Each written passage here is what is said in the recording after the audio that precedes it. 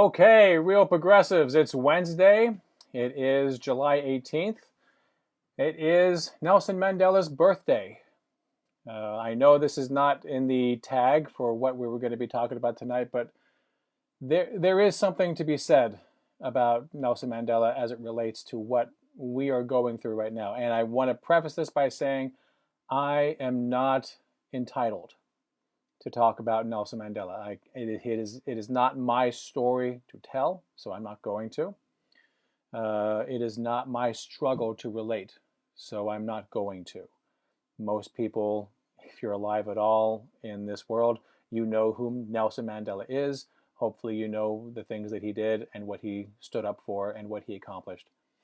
That is not the purpose of this. I would love to do that, but again, I do not feel privileged enough to be able to do that. But having said that, there are aspects of his life, inspirations from his life that I would like to bring to the forefront. And if it's going to be done, it should be done on a day like this, on his birthday. Now, I want to begin with really, and quite unfortunately, where I first came into the story of Nelson Mandela. I always knew who he was, and I knew what he stood for, and I was always a fan. I was a cheerleader, but there are some things just don't resonate with you. They don't go into you. They don't become visceral. They don't become real until something happens, and that something is going to be different for everyone. But it does need to happen. And it was the discovery of his love of the poem Invictus. And I know you're going to think it came from the movie. The movie was great, but the poem is extraordinary. And I want to be able to show you this right now. Just take the time to look at it. Out of the night that covers me, black is the pit from pole to pole. I thank whatever gods may be for my unconquerable soul. In the fell clutch of circumstance, I have not winced nor cried aloud. Under the bludgeonings of chance, my head is bloody, but unbowed. Beyond this place of wrath and tears looms but the horror of the shade, and yet the menace of the years finds and shall find me unafraid. It matters not how strait the gate, how charged with punishments the scroll. I am the master of my fate. I am the captain of my soul. Holy shit. I don't know what that means to you. I don't know if you know what that means to you. It's not usual for me to get on this show and recite poetry of any kind. But we are going through something. And the reason this is meaningful to me today is because of what that poem meant to a great man, to Nelson Mandela. While he was in prison, he would read this poem daily. He would recite this poem. He would say it to people, and it would give him hope. It would inspire him to not give in to pain, to not give in to torture. And I'm talking dark stuff here. You think we have it rough right now? He had it a lot rougher, and he used this poem to foster love. The kind of love that, when he was finally released, did not turn into anger and vengeance and wrath against those who imprisoned him and tortured him for years. A wrath that would have been seen by the world as righteous, but would have been damaging to his soul. I am the master of my fate. I am the captain of my soul. You shall not be able to tell me what to do. You shall not be able to tell me what to think and what to feel about my circumstances. I know who I am. I am the master of my fate. I am the captain of my soul, and I will tell you what I'm going to do. And if what I'm going to do does not conform to your beliefs, then so be it. But that has nothing to do with me. for you are the master of your fate and the captain of your soul. So here we are, 40 years of neoliberalism, 40 years of oppression. Not overt oppression for many of us. For many others, oh, fuck, you better believe. 40 years of this. 40 years of growing inequality. 40 years of shit raining down on us, and we're supposed to bend and smile and say, "Thank you, sir. May I have another?" And what do you want to do? Now we're in the years of Donald Trump, and we're getting to the point where we can call it plural. And it might go on. Who knows? I don't know the future, but I do know that I am the master of my fate, and I am the captain of my soul. So what are you going to do? What are you going to take these circumstances that we find ourselves in, and what are you going to do with it? Will it be a loving, outreaching proposition, or will it be wrathful and vengeful? And no one would say, dude, that's over the top. No one is going to say, if you go after Donald Trump and the Republicans with all the fervor that you can come up with, no one is going to say they didn't have it coming. Yeah, because they've got it coming. But if you really want justice, at the very least, if you want justice, justice leads to peace. And if we instead attack, we get pieces. We need to be careful about what we are going to become. Nelson Mandela went to prison for decades, and he came out prepared to lead his country, the whole country, not just some of it, not just the parts that look like him, all of it. And even if you don't believe a word I'm saying, even if you think the entire story of Invictus and Nelson Mandela and imprisonment and becoming president of his country, even if you think it's bullshit, you can still become that story. You are the master of your fate. You are the captain of your soul. You get to write your story. You get to say what you're going to do. And I'm here to say that from my perspective, love wins, but you have to choose it. It must be a conscious choice. Anyone that's ever had any manner of relationship with anyone, it's not easy. You must work at it. It is always going to be effort. And if you're both working on it, it won't be that much of an effort. It'll be give and take, give and take, give and take. You are in a relationship with your neighbors. You are in a relationship with your community. You are in a relationship with your government. You are in a relationship with your nation and the world. It takes work. It takes a lot of work.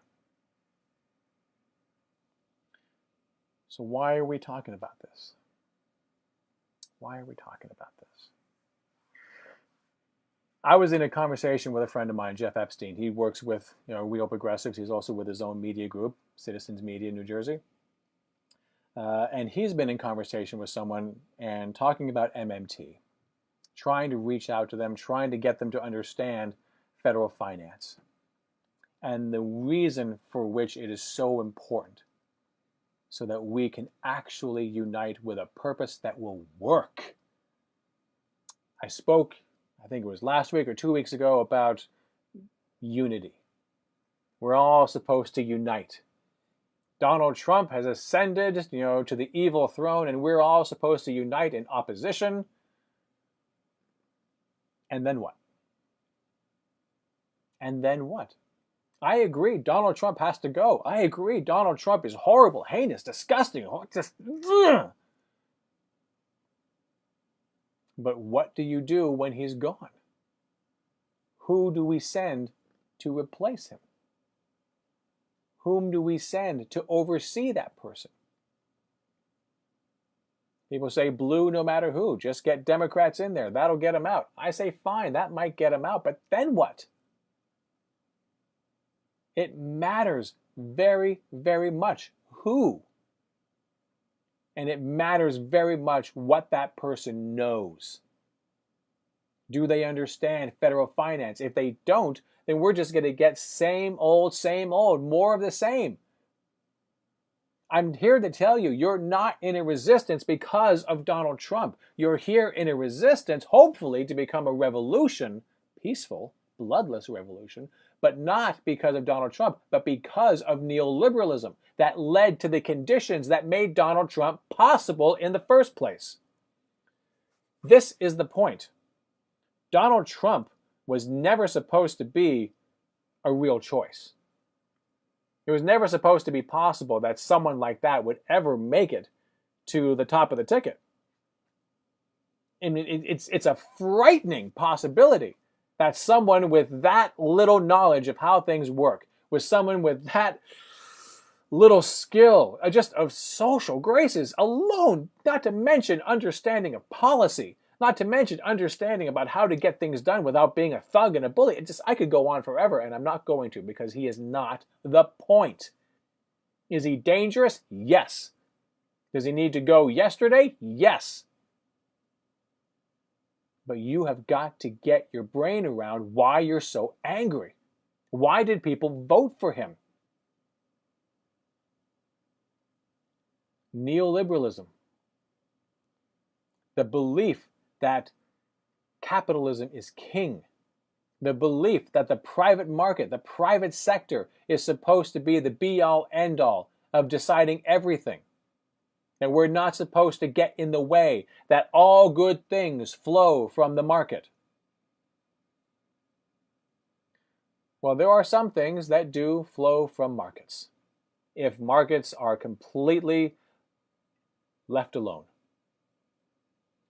If you do nothing, if you allow for no intervention, a market that has no empathy, has no anima, has no compassion, has no human qualities, just profit, profit, profit, profit, profit. I'll be very clear here. I am not anti-capitalism. I am anti-rampant capitalism.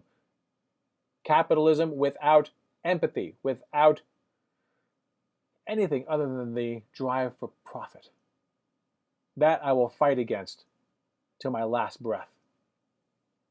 And we know what we get with that. We're living through it right now. And there are still some laws on the books. And Republicans and corporate Democrats are working overtime to be able to get rid of them. And with the few laws we have on the books right now, what do we get? What do we get? Well, we get pollution. That's always a fun one. I love pollution. But it's not all we get. Because of the pollution,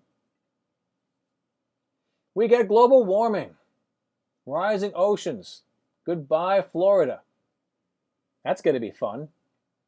Love to swim with sharks. But that's not all we get. Not only are we destroying the planet that we're on, we also get for-profit health care that allows people to die at 26 because they can't afford their insulin. Because someone thought it was a good idea to let the market decide how much something should cost and who's going to pay, and allow them to just simply keep jacking up the prices all the time. That's what a free market gets you. This is the result of a free market. Which leads to,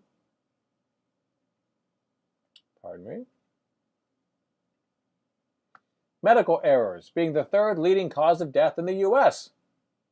Congratulations! The free market has made a medical system whereby people are so interested in making profits, they will cut corners. And now just simply going to the hospital could mean the end of your life. Not because doctors and nurses don't care, but because they are overworked, underpaid, completely overwhelmed, and told endlessly, produce, produce, see more, see more. What in God's name do you think is going to happen? And, well, we get more. we get extreme poverty. 18.5 million Americans, according to the UN, in extreme poverty. As we know, 40% of the population are in poverty. Another 20% above that, up to 60%, are so close to poverty they can taste it. One bad paycheck away. 60% of the country cannot afford a $500 emergency. And 18.5 are in extreme poverty. Isn't that lovely? And in some parts of the country, we get things like this. Poverty rates in many Chicago neighborhoods near 60%. Just in one city alone, 60% are in poverty. You tell me,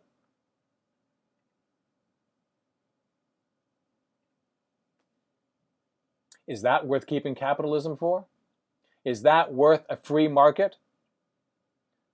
Let the market decide. Well, the market has decided. The market has decided that we're going to have people dying because they can't afford their health care. The market has decided that we're going to have pollution and global warming and put the entire planet at jeopardy. The market has decided who gets to live and who gets to die. That's what a free market gets you. That's what's going to happen when people rise up and they want to destroy capitalism. And I'm not saying do it. I'm not anti-capitalism. I am anti-greed. You want to be able to work hard, make a buck, be able to get ahead, that's fine. But there needs to be rules of the road. Rules that everyone has to play by. You got a great idea? You got something you want to bring to the market, the wonderful market. By all means, do it. But you must do it in such a way that allows other people to also enter the market without unfair competition. Competition, absolutely. You got a great idea, so do they. You two compete. That's what you love about the market, right? Competition allows for prices to come down and people to have more choice. If that were truly what you loved about the free market, why is it that you're buying up politicians to make laws to make sure that no one can compete with you? Don't give me this bullshit that you love capitalism because it gives us competition, which gives us more choice. That is a lie. We don't get choice. Something's going to have to be done. And again, this is not where I wanted to spend the majority of my time. I just wanted to touch upon these things.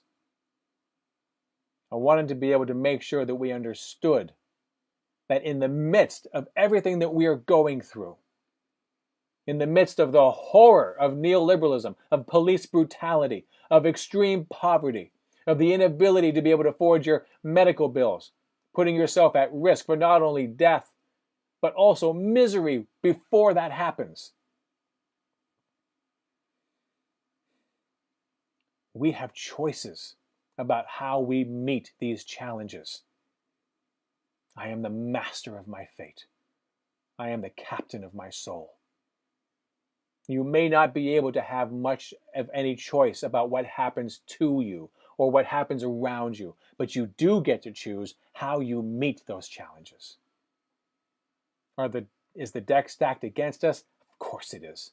It's stacked against all of us, especially if you're of color, if you're black, if you're Asian, if you're Latino, if you're Native American. It is incredibly not in your favor. I can't even find the words to describe exactly how far behind the 8 ball you are. It breaks my fucking heart. But all of us get to choose how we meet these challenges. And it's never too late. It's never too late to turn it around. This is why I teach modern money. And teach is a wrong word. Why I explain it. I'm not a teacher. I'm not qualified to be a teacher, but I do explain it. Why? Because first, it's easy to understand. It is incredibly easy to understand. It's just a mindfuck because it goes against the grain of everything you've been told literally your entire life. But it is the golden goose. It is exactly what we need to be able to understand so that we can finally get the things that we need.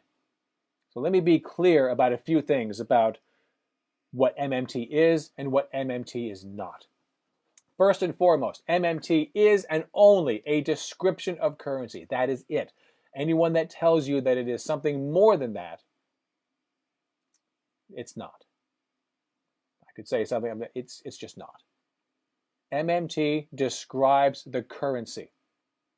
It tells us where the dollar is created, how it circulates through the economy, and where it goes to die. That's it. But it is the knowledge of that system, the knowledge that federal government creates the currency, not rich people, not corporations. The federal government, according to Article 1, Section 8 of the Constitution. Please look it up. Then look up the gold standard, what it was and why we don't have it anymore, and what it means to have a currency that is created at will by the federal government that is not backed by gold or any other commodity. It can be created in as much quantity as is needed to be able to do what they want to do. That is all modern monetary theory is. But that knowledge comes at a price because you have to be able to put it in context. Because it is being utilized right now to the degree that modern money is ever utilized. Modern money just simply is. But the GOP and corporate Democrats understand it very well. That's why they keep cutting taxes with impunity. That is why they keep spending more on war. That is why the Pentagon asks for X amount of billion, and then Congress adds on more just because. Because they can. Not because they found the money somewhere. Not because they're picking your pocket to be able to give to them. But because they create it. Whenever they create a bill and the president signs it, that money is now created. That's how it works. And it's critically important that we understand how it works. And if you're not sure, share this video, share my other videos where I go at it in more detail. Share Steve Grumbine, Ellis Winningham, Stephanie Kelton. Please look her up. There are so many. There are so many. Fidel Kaboub, Steve Hale, Mike Norman.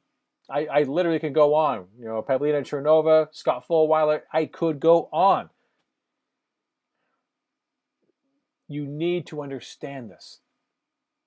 And why am I saying it's so important? Because for 40 years, we have been told that we can't afford X, Y, and Z.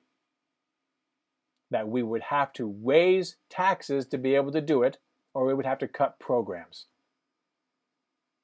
Which puts the federal government in the same position as a household. A household by which cannot create its own currency. Ergo, if the federal government can create its currency and enforce you to use it, and you can't create your own currency, let alone enforce someone to use it, how are the two equivalent?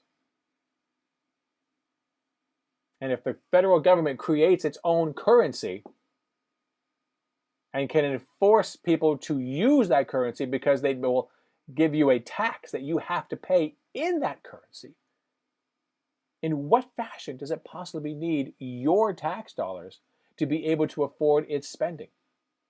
How in God's name did it ever get your tax dollars to spend before you had the money that it created? It's a bit of a mind fuck, isn't it? Drives people crazy. But it is simple. It's simple logic.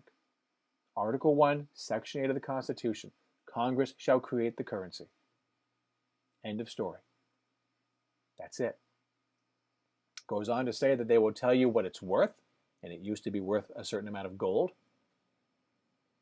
And then they will tell you that you now owe a tax obligation in that currency. You can't extinguish your tax obligation for anything other than US dollars. That's why they put taxes on all these things. They will tax your property, they will tax your income, they will tax the goods and services that you sell. If you want to be able to live at all and engage in the economy, you will have to pay taxes. You will have to pay federal taxes at some point. There's no getting around that. Even homeless people on the street, everything that they get, all the money that they get, they want to be able to buy the booze, anything that they're actually purchasing, taxes get paid. Everyone will have to pay it. Ergo, everyone needs US dollars. You demand US dollars. What drives demand? The need for it. What makes something expensive? Everyone wants it. Demand is driven that way. So everyone wants US dollars. Everyone needs US dollars to be able to pay their taxes. And since everyone needs it, now we can also use it as a means of exchange for other goods and services. This is how money works. The federal government creates it, then creates all the demand it will ever need by imposing a tax on everything. Now you all need money. And don't worry about it. I am going to spend into the economy. I'm going to get contracts for military, for infrastructure, for hospitals. I am going to do a lot of business with you guys, my citizens. I will do a lot of business and you will get a lot of cash. And then I will tax a certain amount of that back to make sure that you will accept my cash. And now that you're accepting my cash, now there's a whole bunch of other people that didn't get contracts. They all need work. So you're all going to hire them. This is the only version of trickle down that works. The federal government pays into the economy, and it works its way through the economy. But it only works when the federal government spends judiciously in certain areas. If it constantly just gives money to the rich and hopes that they will trickle it down, that doesn't work. But the federal government spending into the economy will make sure that the money gets where it's got to go because they spend directly. This is why, operating the economy with monetary policy through the Federal Reserve by adjusting interest rates. Well, we'll lower the interest rate so that it will be cheaper to borrow money and people will be able to borrow and then they will be able to spend. Well, that's fantastic, except it's not targeted. It is across the board, which means that someone may be able to borrow in Chicago, but they're not going to be able to, do it in Sheboygan because there's just not enough customers there. So that part of the world continues to stay in poverty. Whereas if the federal government spent directly on that community for infrastructure, for education, for what have you, they could target that. The Federal Reserve can't target it. It's a blanket thing. The federal government can, if it chooses to. And this leads me to my final point on this. It matters who we send to Congress. I don't care if you think the Federal Reserve is the one that's actually in charge. I don't care if you think, I don't care what you think. No matter what your conspiracy du jour is, the remedy is Congress. And that means we are the actual remedy because we are the ones that send people to Congress. Congress creates the laws. So if it actually turns out that the Federal Reserve was in fact doing things behind everyone's back and they were actually in charge, great, send people to Congress who are going to end that. You know why? Because they are also the ones that would want to be able to do single-payer health care. They are also the ones that would want to be able to get a federal job guarantee and 100% green energy. It matters who you send. So now to the meat of what we're talking about today. Now that we've cleared up, hopefully, what MMT is, a description, and what it is not, a prescription. That's us. We give it prescriptions. Right now in the GOP and the corporate Dems, their prescription is more of the same. More for corporations, more for the oligarchs, nothing for you. That's a prescription for how to use federal finance as it exists right now. We have a prescription that says no more for the oligarchs, no more for the corporations. We are going to spend on the public purpose. We are going to end inequality. This is a progressive platform. Free college tuition, single-payer health care, an end to foreign wars for oil, an end to fossil fuels, and the implementation of a 100% green grid. Alternatives for oils, hemp oil as an example, for all our petroleum uses. We have options, and it is time that we explored them. How about clean water to everyone's door? No more Nestle having to be able to privatize water, for God's sakes. How about actual science?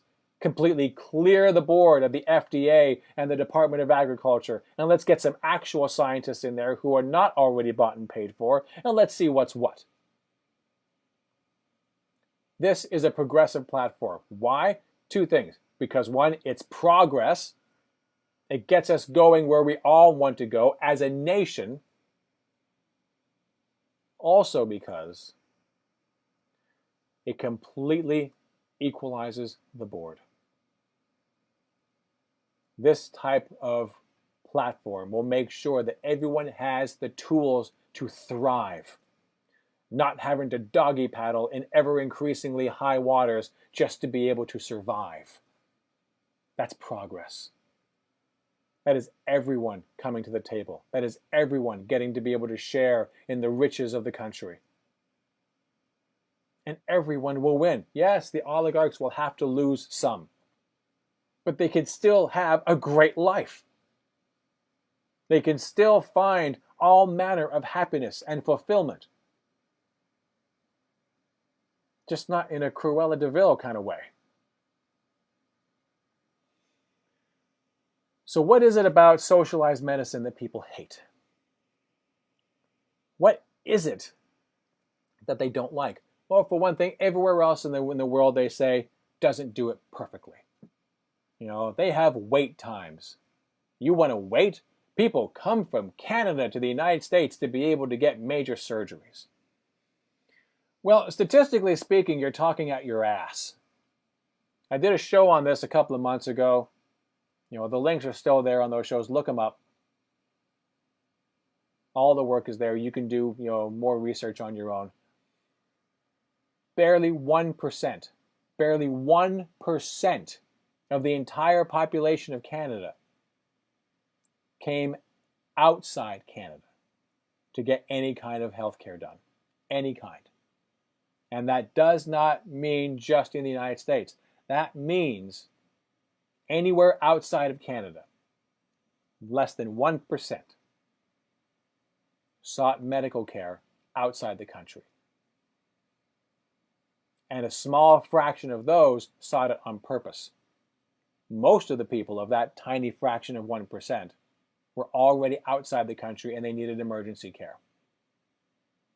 A pathetically small number of people actually went specifically outside the country to get medical care, and they didn't all come to the States.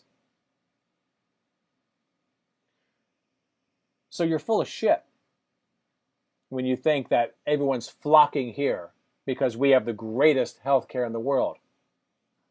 And if wait times is really what bothers you, yes, if you throw money at a situation, you don't wait. You get to cut to the front of the line. And Canada has a system that is not perfect. They have politically chosen, to be able to limit the use of their resources.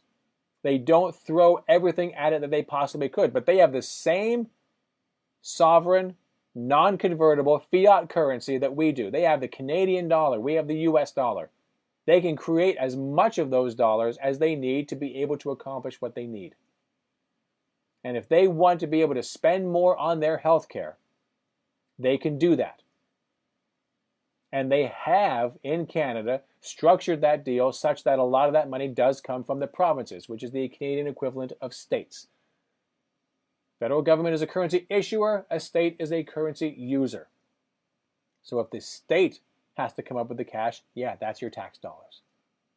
But that's a political choice. They have chosen to structure their deals this way, which means that healthcare across Canada is not exactly equal. But everywhere in Canada, because the Canadian government has mandated certain things must be done, there is a lot of uniformity across the board. But even in Canada, prescription drugs are not included. Dental care is not included. There's a lot of things they don't do well. And a ton of things, a metric ton of things that they do incredibly well. But because the people that run the healthcare system in this country feel threatened because they will be out of business, which they will be, they want to make sure that every gray area of the Canadian government system gets a big shining light on it. And ignore the rest. Ignore everything that they do great and just highlight the things that are questionable. Take them out of context, inflate the fuck out of them, scare the shit out of you. Stop being scared. Do some actual research. Stop being scared. And stop thinking that we have to emulate the Canadian system. They have socialized medicine. Yes, we don't need to copy their system. The NHA in England is actually nationalized. All doctors, everyone in the healthcare facilities, they work directly for the government. They get paid a salary. That is truly not for profit. Because again, the English government, just like the US, just like Canada, has a free-floating, non-convertible fiat sovereign currency. They create as much of it as they need to be able to do what they need. The only constraint is resources. Do they have enough of it to be able to do what needs to get done without causing inflation? That's it. So everyone in England that works for the healthcare industry, for the NHS, are employees of the government. They get paid. They get paid well. Maybe not as well as you would like. But that's a political choice, how much they get paid. It is a political choice. And it's even worse, in a corporation. A corporation has to be able to make dollars to be able to justify how much they pay you. If they genuinely don't have enough revenue, then they genuinely can't pay you that much. But the federal government can create as much of it as it wants. So it's really just a question of, I have to look into the economy as a whole and make sure that whatever I pay you is not going to be inflationary. I got to make sure that what I pay you is not going to cause pressure in the overall aggregate and make me have to raise taxes or sell more bonds just to be able to drain some of that demand. I have to look at the overall economy. But anywhere below that, we get to make political choices. Do we want the best doctors? And you think the only way to get the best doctors is to reimburse them at the highest level? Well, first off, you're full of shit. That's not necessarily how you get the best doctors. Maybe the way you get the best sociopaths, who are also good at medicine, but whatever. But if you think that's the way you're going to get the best and the brightest, then just negotiate with the federal government. They are not constrained financially. Make a good argument. Say, look, medicine is one of the most important things in this country. Medicine and education and policing and all these things are incredibly important and they need to be done incredibly well. We need the most competent, so we need to be able to train them, which means the people that are going to train them have to be incredibly well reimbursed. We get to make these choices. We don't have to be the NHS. We don't have to be the Medicare system of Canada. We don't have to look to Scandinavia or France or anywhere that will boast better outcomes than we do. We don't have to look to them to emulate them. We can challenge ourselves. What could we do? Are we not Americans? Are we not extraordinary? Have we not had it beaten into us? USA, USA, USA. There's nothing that we can't do. You don't like the Canadian system? Fine, don't do it. You don't like the English system? Fine, don't do it. Do something. Do something. Sorry, got a little excited there. Because I'll tell you what happens if you don't do something. Medical errors, the third leading cause of death in the US. Fucking fantastic, isn't it?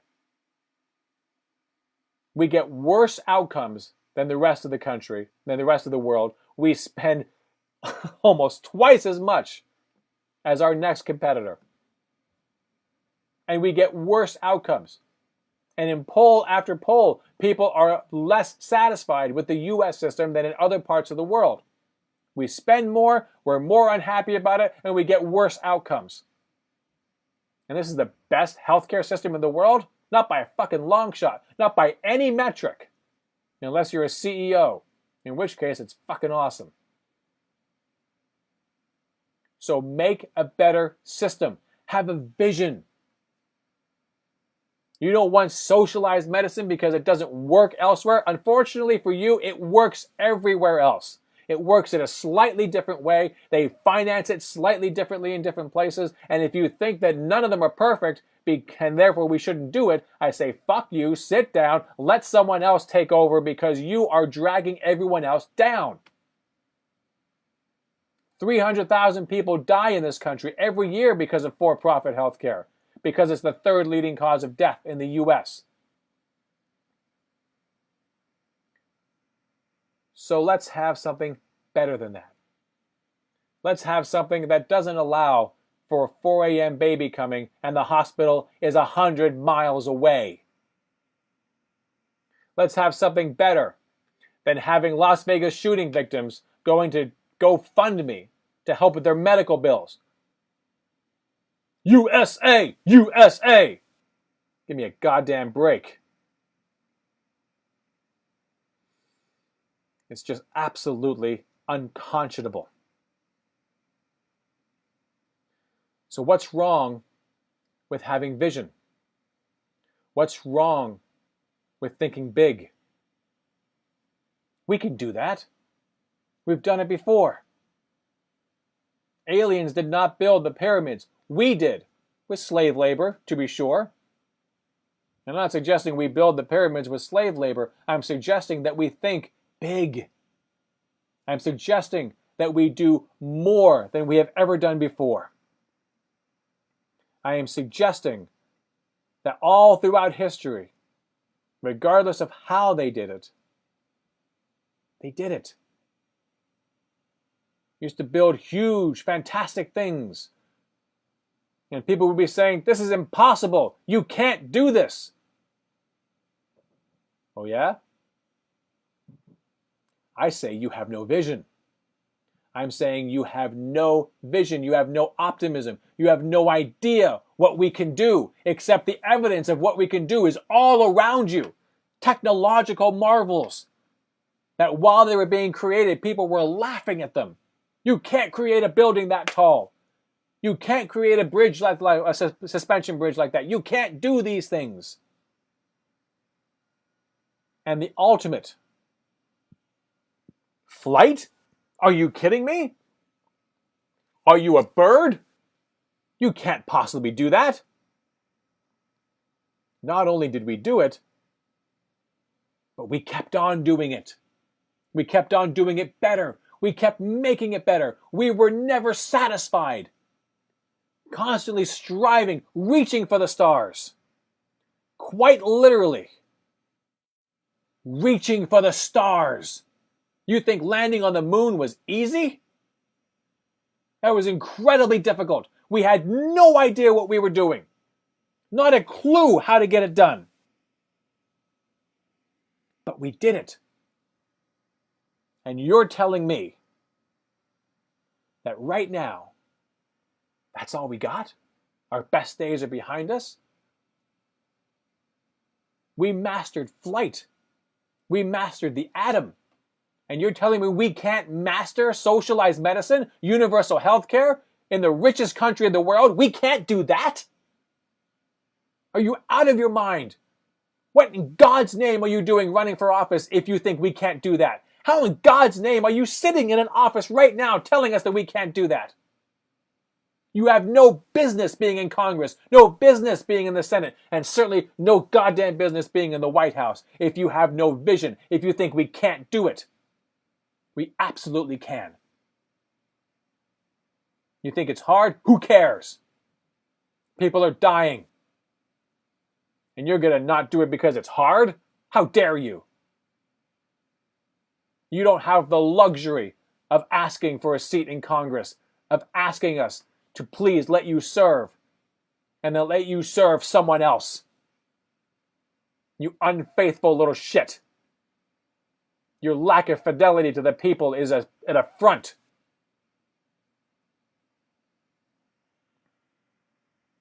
We can do this. And moreover, it is their job to do it.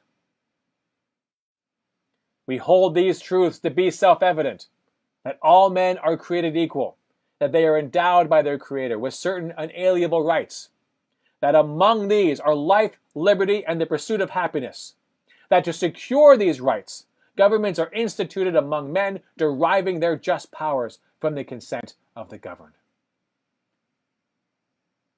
It is government's job to provide the conditions under which we all thrive. All men are created equal. And we need to expand that to make sure that we include women.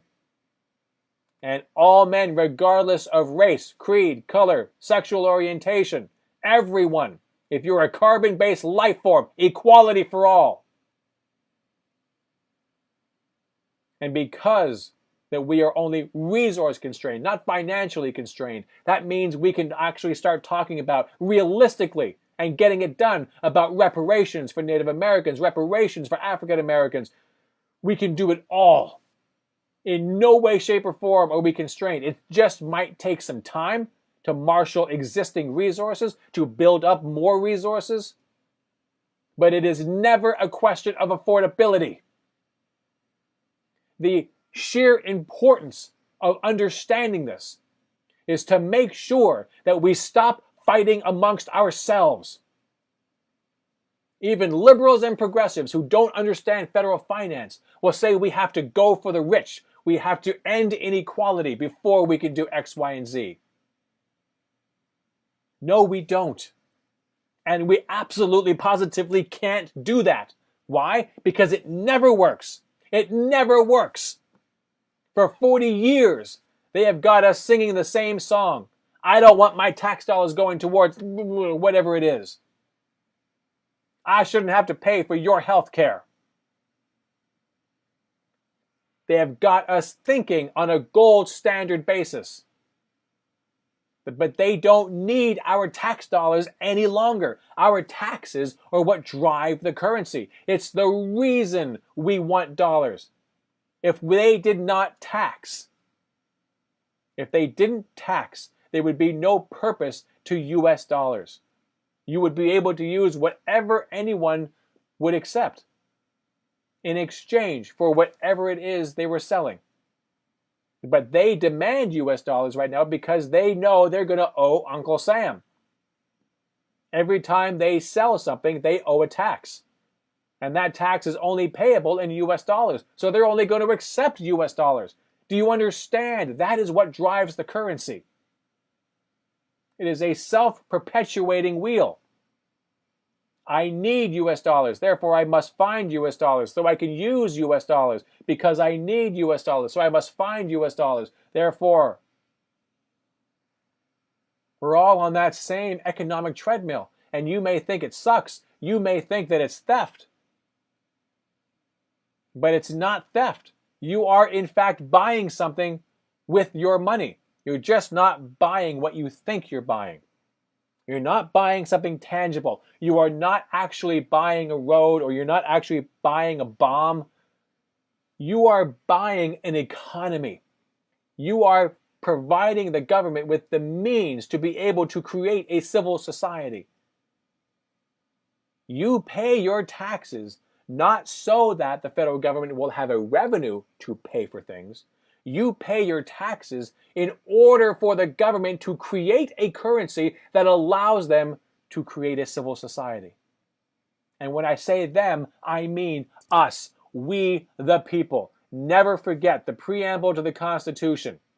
We the people of the United States, in order to form a more perfect union, establish justice, ensure domestic tranquility, provide for the common defense, yes, but also promote the general welfare, and secure the blessings of liberty to ourselves and our posterity, do ordain and establish this Constitution of the United States of America. How awesome is that?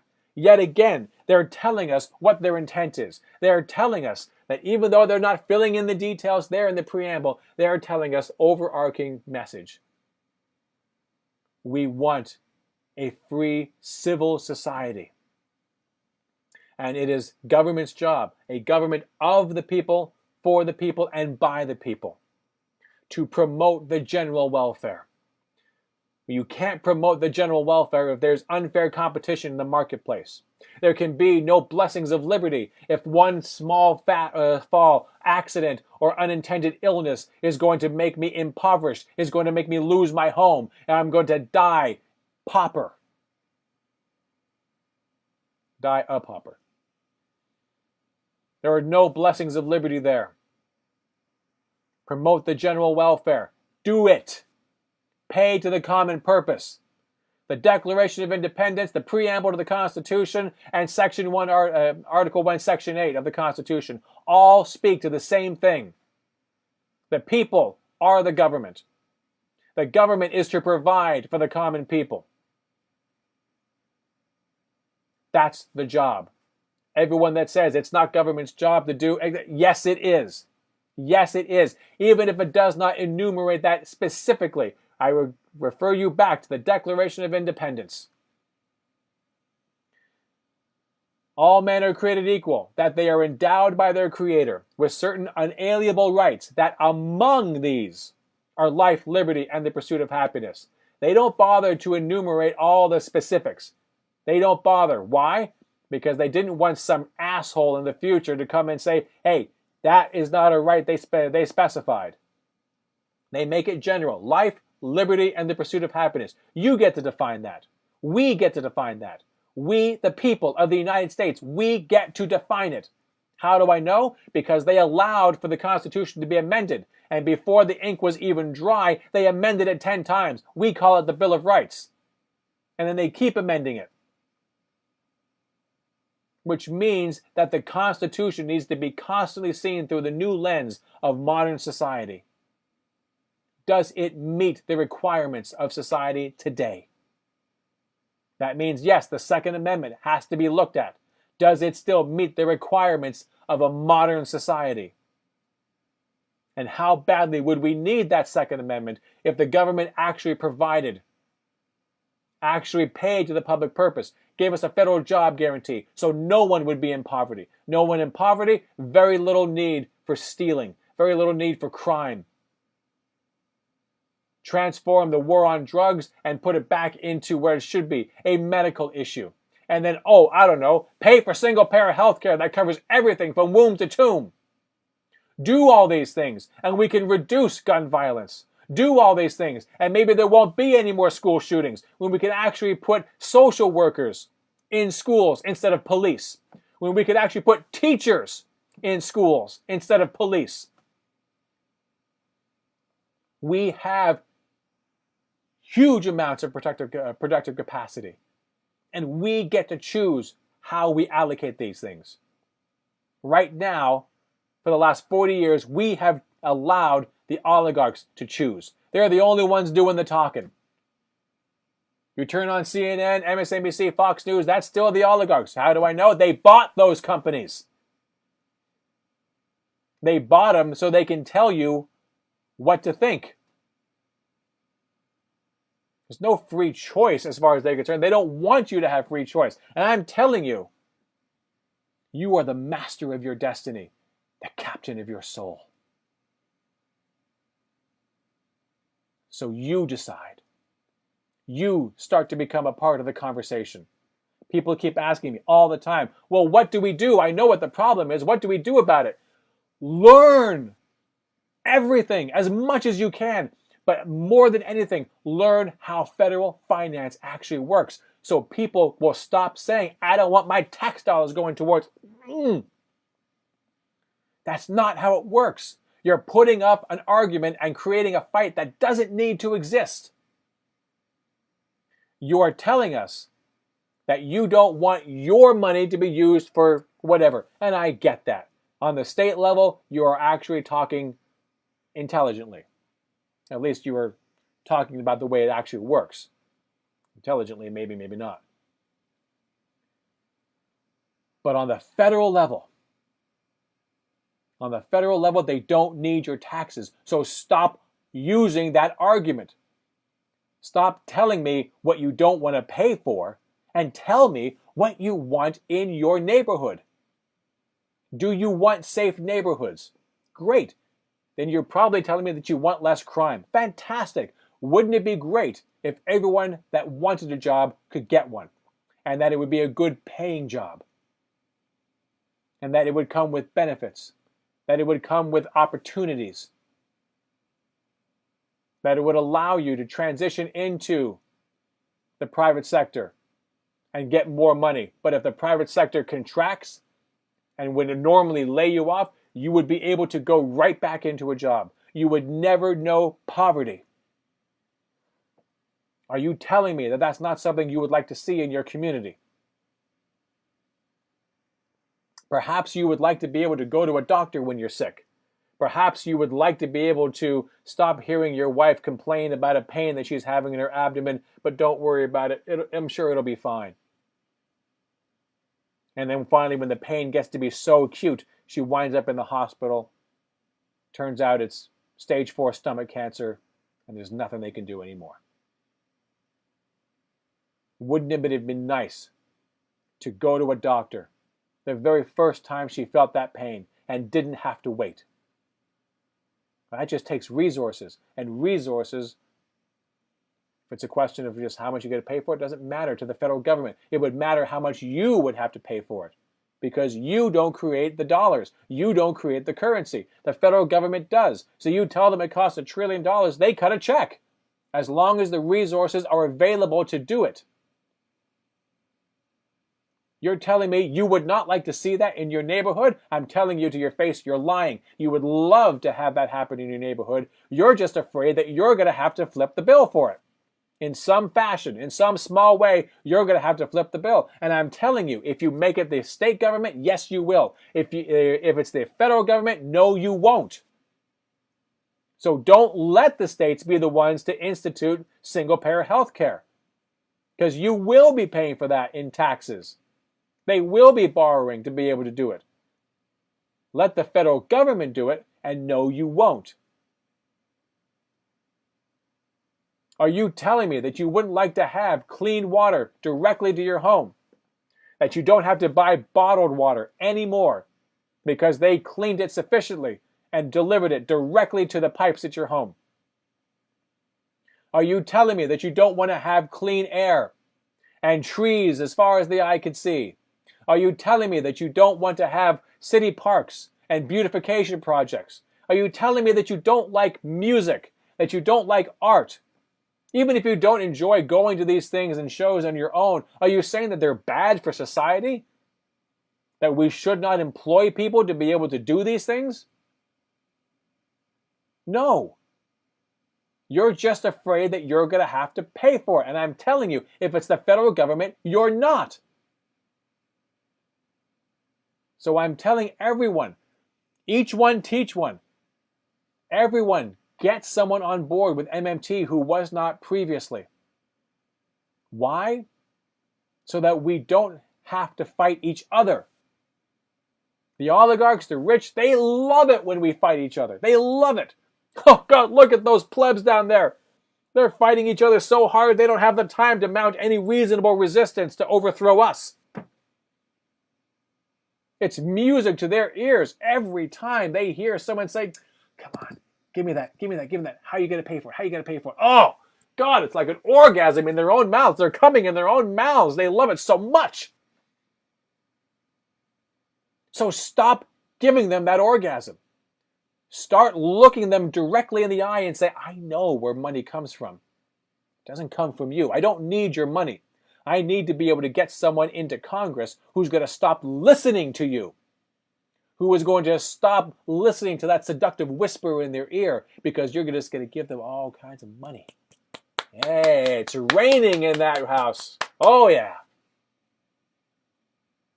We're going to send people to Congress who aren't going to care about your money because they care more about their communities. We don't need the rich, but we do need to fight them. And we can't do that effectively until we're educated, so we can be organized, so we can stop fighting each other. People who would normally be allies, who are allies in terms of what they want the final result to be, still do not understand federal finance and will still have a shitty battle plan going forward. And they'll come back covered in glory. They'll come back, oh, what a glorious battle. We lost again, sorry. But it was glorious. They'll just keep doing that over and over and over and over again. Are you tired of being covered in glory? Are you tired of being a martyr? Do you actually want to go home?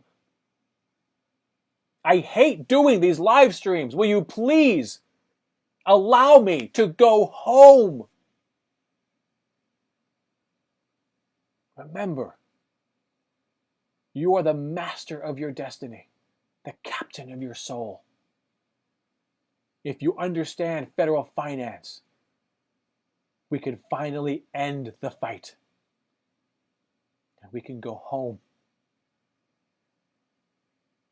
I love you guys. Take care of each other. Savage Joy is coming up now. I'll be back next week. Take care of each other.